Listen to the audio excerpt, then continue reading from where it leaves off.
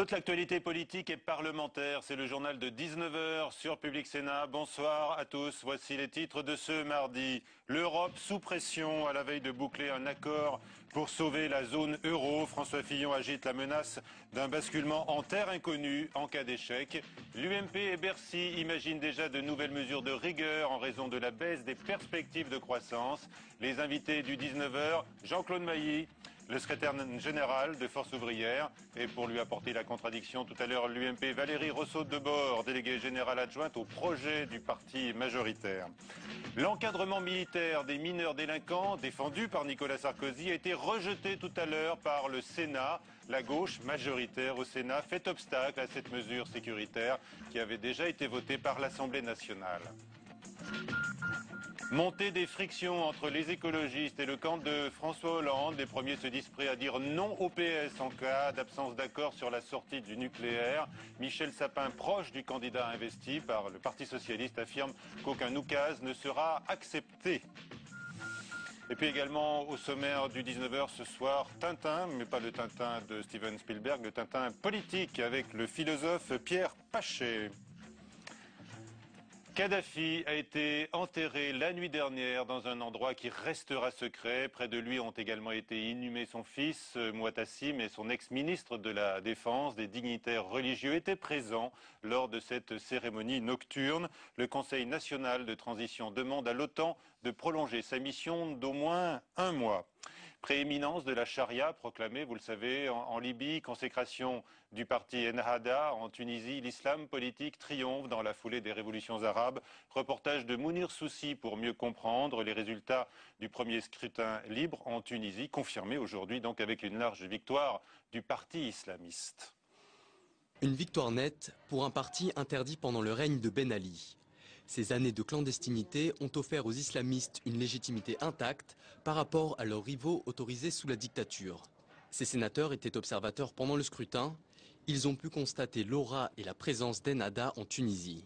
Ils ont un réseau de militants très présents sur le terrain, du contact avec les gens. Moi j'ai rencontré des jeunes qui m'ont dit on votera Ennahda parce que ce sont les seuls qu'on a vus, ce sont les seuls qui s'intéressent à nous. Un parti considéré comme intègre qui va vite devoir se confronter à l'exercice du pouvoir et à ses contraintes, avec le risque de décevoir les électeurs. C'est vrai qu'Ennahda apparaissait par rapport à cet exemple qu'on a eu avec la famille Ben Ali, apparaissait comme beaucoup plus neutre, beaucoup plus responsable, beaucoup moins bling-bling. Vous savez que le chômage est très important, notamment chez les jeunes diplômés.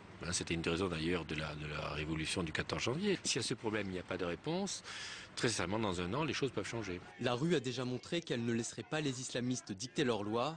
Ennahda, souvent accusé de double discours, a donné des gages aux autres formations. Le parti se dit ouvert à une alliance avec ses rivaux laïcs. Le programme du candidat Hollande ne sera pas le projet du PS que l'on connaît déjà. Confirmation supplémentaire aujourd'hui apportée par Michel Sapin, qui est un proche du candidat investi.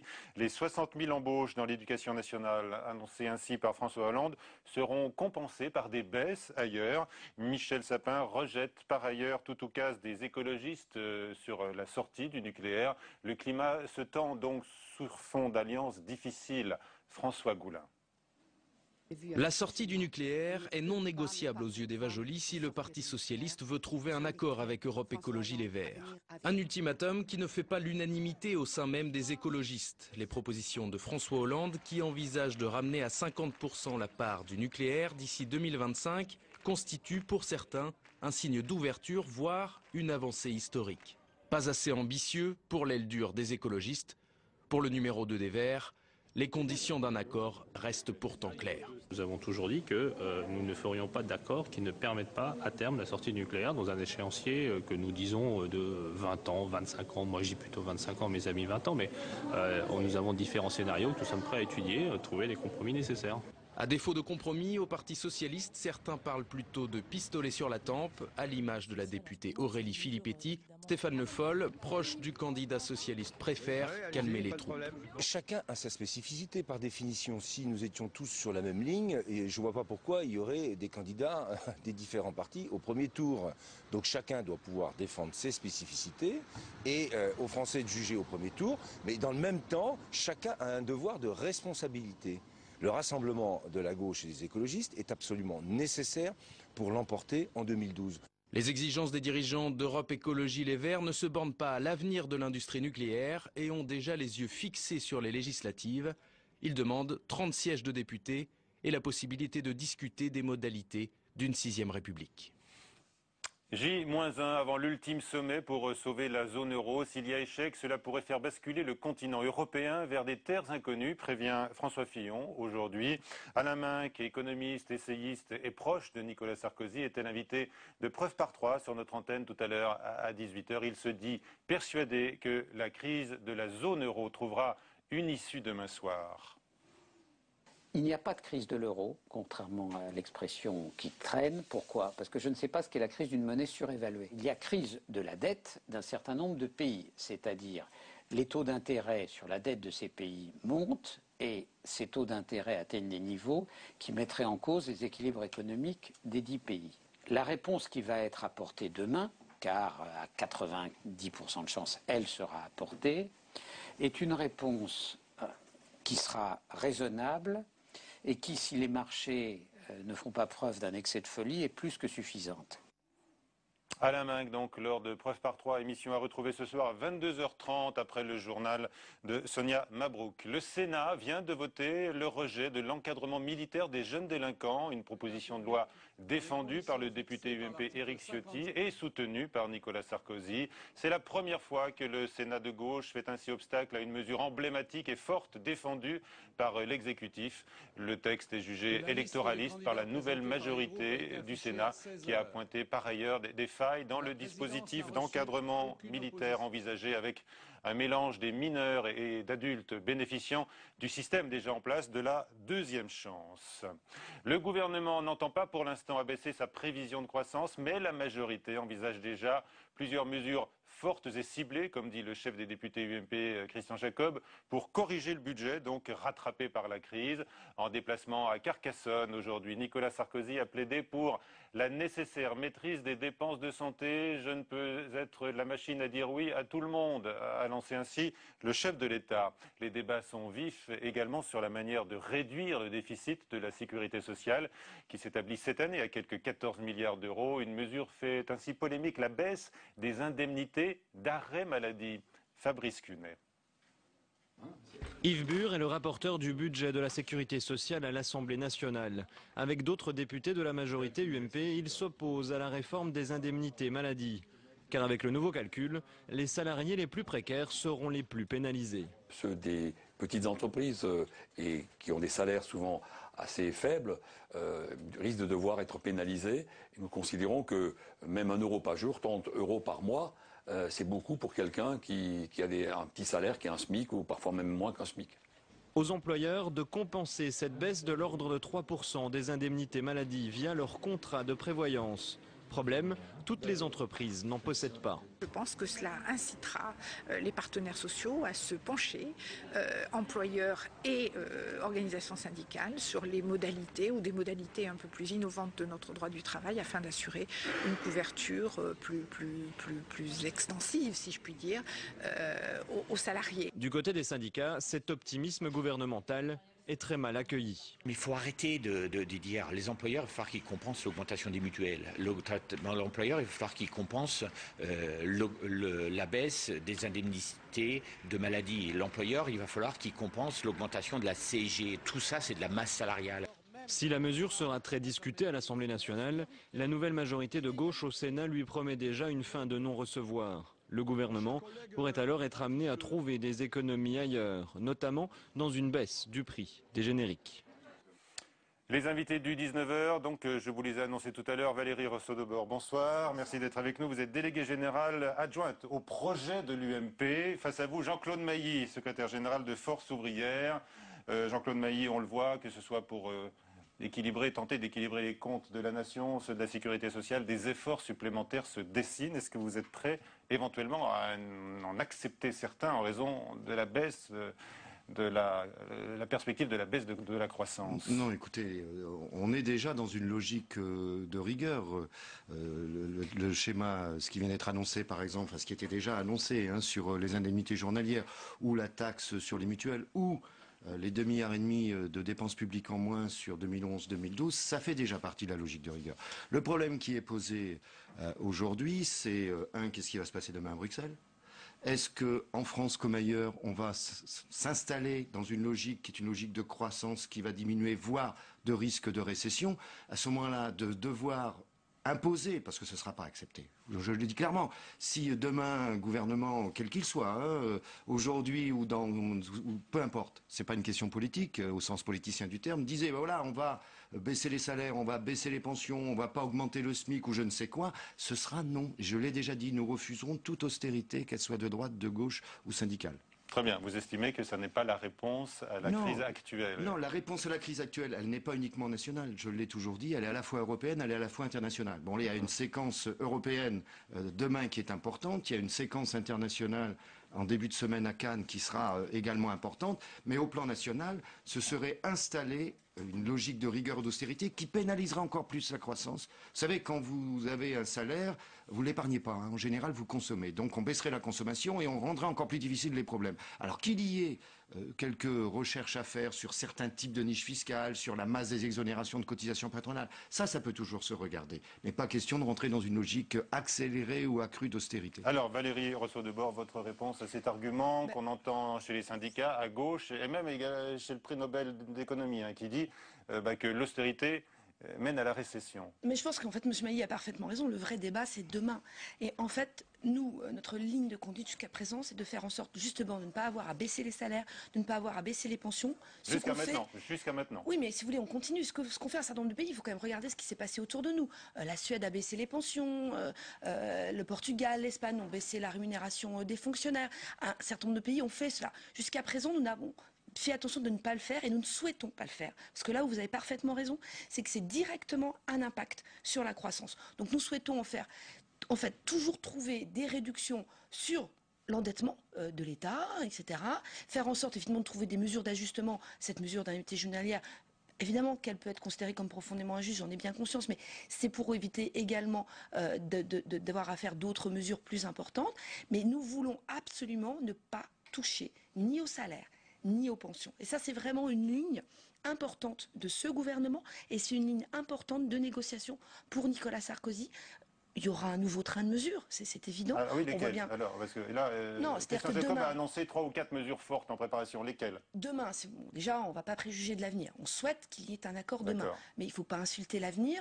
Il faut laisser les décisions se prendre. Non, mais indépendamment de ce qui va se décider au sommet européen, on sait que, bien sûr, mais voilà. on sait néanmoins que les perspectives de croissance en France vont être révisées à la baisse. Elles vont être effectivement révisées à la baisse, donc il va falloir réajuster effectivement un certain nombre de dépenses. Alors, le débat, il est où? Est-ce qu'on fait 2 ou 3 grosses mesures ou est-ce qu'on fait des petites mesures? Moi, pour ma part, je suis un petit peu sur le positionnement de Christian Jacob. Je considère qu'il vaut mieux faire des mesures courageuses et les afficher. Un petit peu comme ce qu'on a fait sur les retraites. Donnez-nous un exemple. Je sais pas, non, il n'y a pas d'exemple. Je sais pas, on verra. C'est un mauvais exemple. Si, c'est un bon exemple parce que si vous voulez, c'est un bon exemple pour moi parce que je considère que les Français ont considéré que cette réforme, il fallait absolument la faire. Non. Alors, Jean-Claude Mailly, vous dites que la retraite, mais la retraite c'est fait, mais on pourrait aller plus loin dans le recul de l'âge de départ. Je rappelle d'ailleurs que le 24 août, quand le Premier ministre a annoncé les mesures du 24 août, il a bien indiqué que la réforme des retraites de l'année dernière, c'était pour les marchés financiers. C'est la vérité d'ailleurs, c'est pour ça que ça a été fait. Alors ceci étant, c'est le mot... Ça a surtout été fait pour les Français. Non, attendez, reprenez sa déclaration. Pour les marchés financiers, et c'est la vérité, ils l'ont fait pour les marchés financiers. Bon. Ce que je veux dire par là, c'est si on rentre, nous, dans une logique, on est déjà en rigueur, alors je sais pas, une logique d'austérité accrue, quelle qu'elle soit, que l'on pénalise la consommation, que l'on pénalise l'emploi, que l'on pénalise toute une série de choses, je veux dire, c'est suicidaire, c'est économiquement, socialement suicidaire, et ça ne passera pas. Moi, je le dis clairement. Moi, je ne dis pas 36 choses, je dis tout simplement, attention à ce que vous faites. Si Qu'est-ce vous rentrez... que vous redoutez de plus? Que ça fasse pression. Alors, des réductions de droits sociaux, en matière de protection sociale collective, par exemple, que ce soit en retraite, que ce soit en assurance maladie, premier élément, qu'il y ait des mesures, allez, vous allez travailler plus, mais non seulement on mettra en cause, par exemple, la durée légale du travail, et en disant, baisser les salaires, ne pas augmenter le SMIC. qu'il y ait une réflexion qu'on demande depuis longtemps, par exemple, sur la masse globale des exonérations de cotisations patronales, qu'on reprenne la réflexion qui avait été faite par la Cour des comptes du temps de Philippe Seguin, etc., qui avait dit, bon, on peut économiser quelques milliards d'euros. Ça, on est prêt. Sur les entreprises. Bah oui, bien sûr, parce qu'il y a des effets d'aubaine, par définition. Mais attention à ce qu'on va faire, parce que, je disais, c'est pas une question d'ordre politique. Vous savez, si la France est amenée à faire ça, faut vous dire une chose, hein, c'est la catastrophe. Et j'aimerais bien, moi aussi, au moment où on va avoir une séquence européenne, on va avoir une séquence internationale, qu'on n'oublie pas d'expliquer de manière régulière deux choses. Un, que le pays qui a les situations économiques la plus tendue aujourd'hui, la plus difficile, la Grèce bien entendu pour les travailleurs, ce sont les États-Unis. Et on oublie trop souvent de le dire. 46 États américains sur 50 sont en situation d'insolvabilité. Deuxièmement, quand on négocie avec l'Allemagne et que l'Allemagne a une position très rigide dans le domaine monétaire, j'aimerais bien qu'on rappelle aux Allemands également, y compris que le président le fasse, tiens, avec Madame Merkel, le comportement des employeurs allemands quand ils font du dumping social avec les travailleurs polonais et roumains. Qu'on travaille donc sur la directive détachement. Voilà, ça c'est des choses positives qu'il faudrait faire. D'accord. Madame Rousseau-Debord, vous assumez l'idée qu'il faudra prendre des mesures difficiles.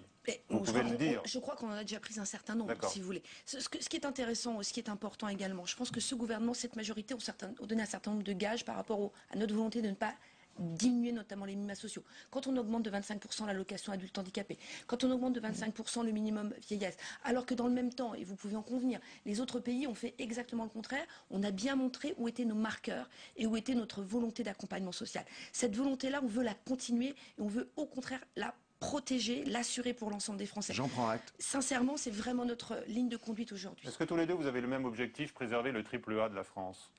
C'est pas très, si vous voulez, ça veut rien dire. Préserver le triple A pour ça, moi ce que je veux, c'est. Nous sommes sous surveillance, vous voulez le sauver. Je veux conserver les 500 milliards de protection sociale pour les Français. C'est ça que je veux. Le jour où la France perdrait son triple A, on ne sera pas les seuls. Ça veut dire, pouvez-vous dire, qu'on sera dans une crise très très grave. Ce que nous attendons, c'est des décisions prises au niveau européen, mais qui n'ont pas pu être prises, je ne dis pas que c'est facile, et des décisions prises au niveau international. Il faudra bien qu'on change de système monétaire international, il faudra bien prendre des décisions de réglementation des activités bancaires, d'autres le font, eh ben, il faut qu'on le fasse, y compris dans notre pays. Alors vous avez vu que l'Italie est identifiée aujourd'hui comme le nouveau point faible en Europe, après la Grèce. Silvio Berlusconi a été rappelé à l'ordre ce week-end, notamment par le président français. Conséquence, le président du Conseil italien envisage de reporter l'âge légal de départ à la retraite dans son pays à 67 ans. Vous pensez que ça pourrait arriver en France ? C'est un conseil que je ne donnerai pas. Puis on va voir comment vont réagir mes camarades italiens. Les syndicats italiens ne vont pas, je suppose, rester l'arme au pied sur un dossier comme celui-là. Mais je dis toujours, ça fait partie des chiffons rouges.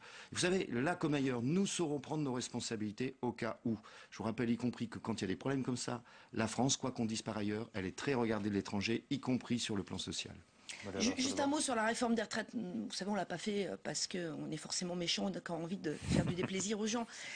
La réforme des retraites en année pleine en 2018, c'est 45 milliards d'euros d'économie pour nos finances publiques. C'est pas assez encore, hein. C'est principalement cela qui fait que le train de mesure qui a été annoncé effectivement en juillet nous a permis de ne pas être aussi important que les autres trains de mesure, notamment par rapport à l'Italie. Vous voyez qu'aujourd'hui l'Italie est dans une nasse absolue, notamment parce qu'elle n'a pas fait ces réformes-là. Oui, enfin il y a d'autres raisons. À côté de ça, en Italie, ce n'est pas faux non plus. Ouais. À côté de ça, la France est quand même la 5e puissance mondiale. La France a des ressources, la France a des capacités de rebondir. Nous y croyons, mais il faut qu'on se donne vraiment les possibilités de bypasser ce sommet et de faire en sorte que Cannes se passe bien. Deux questions encore. Le Parti socialiste, en tous les cas, l'équipe de François Hollande est peut-être rattrapée par le principe de réalité. Aujourd'hui, quelqu'un qui lui est proche, Michel Sapin, déclare que les 60 000 embauches prévues dans l'éducation nationale, Jean-Claude Mailly, seront compensées par des baisses ailleurs. Qu'est-ce que vous dites de cela ? Qui n'ont pas compris grand-chose, si vous voulez. Bien comprendre, il y a eu des élections qui viennent d'avoir lieu dans la fonction publique. Et la fonction publique hospitalière, François Hollande a progressé. Pourquoi ? Sur deux raisons. D'abord, le travail militant fait sur le terrain, comme toujours. Mais deuxièmement, un discours précis que nous avons eu sur le service public républicain par rapport à la révision générale des politiques publiques et la loi Hôpital, Patients, Santé, Territoire. Donc non, c'est un raisonnement qui n'est pas acceptable. D'accord, mais c'est très clair de la part de Michel Sapin. Il ne dit pas question d'augmenter le nombre des fonctionnaires. Que répondez-vous à cela ? Mais attendez, il y a des endroits où il va falloir les augmenter. Moi, j'ai visité toute une série d'hôpitaux. Les gens sont à bout. On est au burn-out dans les hôpitaux. Mais est-ce que ça se fera par des compensations des baisses ailleurs ? Mais c'est pas comme ça qu'il faut raisonner. C'est le projet de Michel Sapin, donc de François Hollande. projet. Moi, je rentre pas dans des logiques. Moi, je suis pas en campagne électorale. Moi, c'est fini la campagne électorale syndicale. Après, les autres seront, enfin les autres, les politiques seront en campagne électorale. Mais on ne raisonne pas comme ça à coup de chiffres. Qu'est-ce que l'on veut? Est-ce que l'on veut conserver dans notre pays, qui, je l'espère, pour tout le monde, doit rester une république, des services publics de qualité? Comment ça doit fonctionner? Avec quels moyens, etc. C'est comme ça qu'il faut poser la question et non pas de balancer des chiffres à la figure. D'accord, mais quand vous entendez le candidat investi, en tous les cas l'un de ses porte-voix, dire qu'il n'y aura pas d'augmentation du nombre des fonctionnaires, que les 60 000 postes qui ont fait tant débat dans l'éducation nationale seront compensés. Il y a des problèmes partout. Dans l'éducation nationale, moi, pour la première fois, on m'explique qu'on retrouve des classes à 40 dans les lycées. On est en train de mettre en place ce qu'on appelle des réseaux éclairs qui posent pas mal de problèmes. Il y a urgence, en tous les cas, sur le service public d'une manière générale. Avant qu'on discute d'effectifs, de savoir ce que l'on veut. Est-ce qu'on est dans une république? Si on veut rester dans une république, ça suppose des services publics qui ne soient non pas rentables, efficaces, y compris pour les usagers et les citoyens. Qu'est-ce que ça suppose comme moyen? C'est comme ça qu'il faut prendre le dossier. Et non pas avec une calculette ou un tableur Excel en disant si j'en tire là, j'en mets là. Il fait appel aux valeurs de la République, aux fondements de la République pour justifier bien un nombre de fonctionnaires suffisant.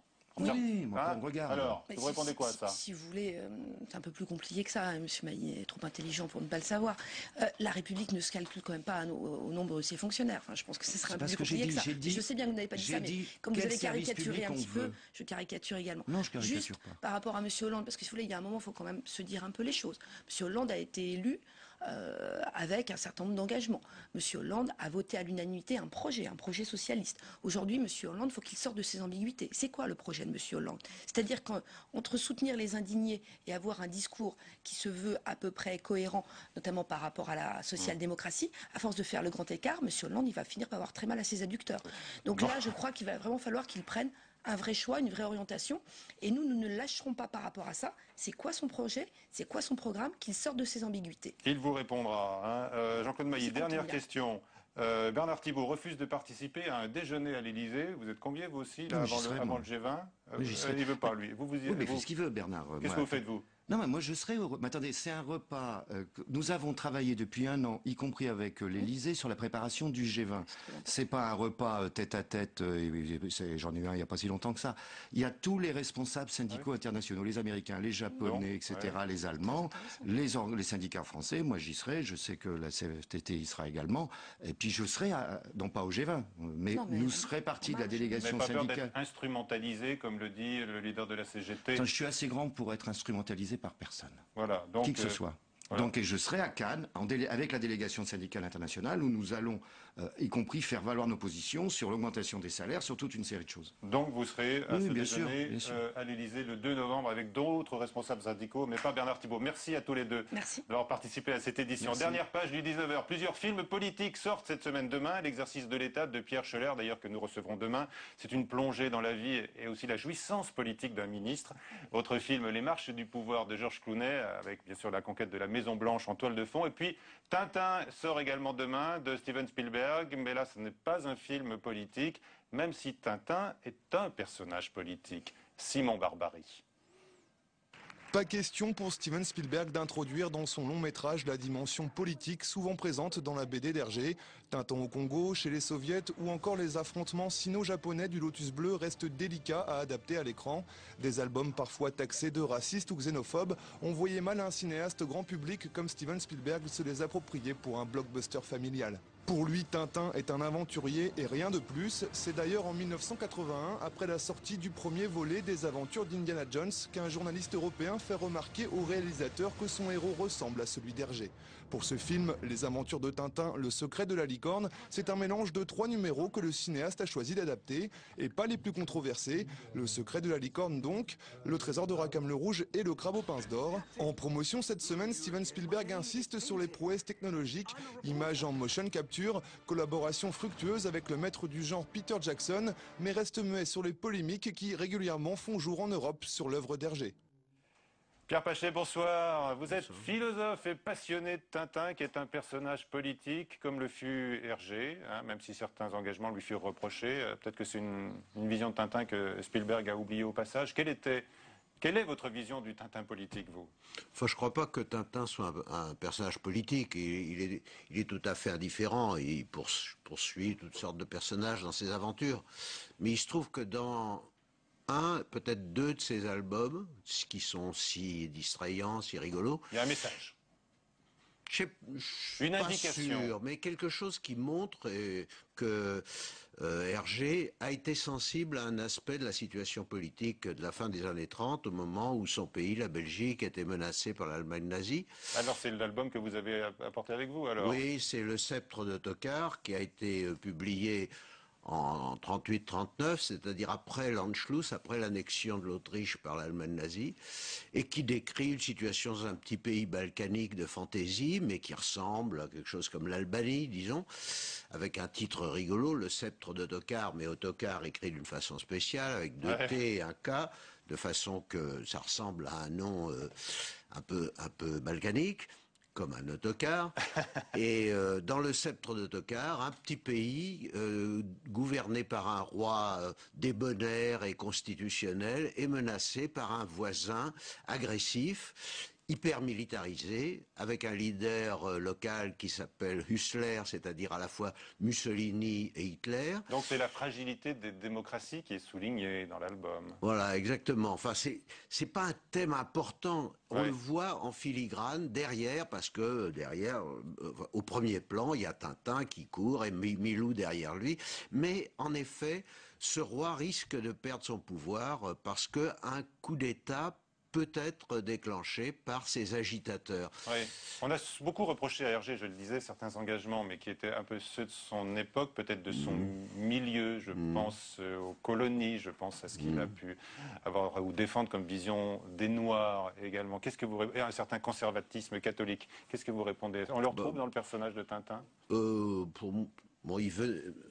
C'est-à-dire que le dessinateur, lui, venait d'un milieu catholique, il écrivait dans un journal catholique pour enfants. Alors en effet, dans Tintin au Congo, par exemple, que Hergé a ensuite regretté, il y a une vision des Africains qui est assez caricaturale. C'est vrai, c'est la vision banania, on peut dire. Ouais. Pour le reste, je trouve que Le Sceptre de Tokar, par exemple, qui est de 38-39, montre qu'il était vraiment démocrate et soucieux de savoir comment une démocratie peut se défendre, et ça n'est pas simple, contre des entreprises totalitaires. Donc tous ces procès me paraissent un peu vains. Il n'y a pas à se poser de questions sur qui était Hergé. Il faut retenir les valeurs universelles des albums. Il faut retenir que c'est suprêmement amusant, c'est suprêmement divertissant, que c'est plein d'entrain, et que ce petit reporter asexué et son chien blanc, dans ce récit, sauvent le sceptre du roi Tokar, qui est si gentil, et que dans toutes sortes d'aventures, ils se heurtent à des méchants, et au fond, ils s'en sortent parce qu'ils ont du talent, quelque chose de magique dans leur vivacité. Vous lisez Tintin depuis des décennies, vous gardez la même fraîcheur quand vous ouvrez un album? Ben moi, je suis pas le même, j'ai un peu vieilli, mais Tintin, lui, reste bien. Oui. Vous avez vu le film de Spielberg? Non, pas du tout. Vous avez envie? Oui, éventuellement, oui. Bah écoutez, il vous reste une journée pour décider. Hein. Vous pourrez aller le voir dans les salles à partir de demain. Merci beaucoup, Pierre Pachet. Alors, on retrouve votre contribution dans ce très bel album, hein, Tintin au pays des philosophes, que vient de faire sortir Philosophie Magazine. Alors, c'est un décryptage politique, philosophique, c'est passionnant pour tous les amateurs et les autres qui vont le devenir.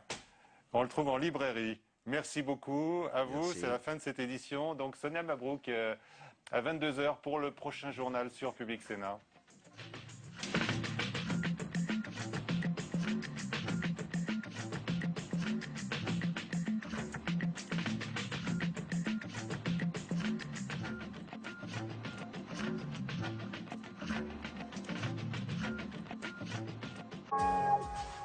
D'une campagne à l'autre, direction les Ardennes. Ils sont ouvriers. En 2007, ils avaient pour beaucoup placé leurs espoirs en Nicolas Sarkozy. 5 ans plus tard, la crise est passée par la délocalisation, perte d'activité. À quelques mois de la prochaine présidentielle, rencontre avec la population ouvrière ardennaise.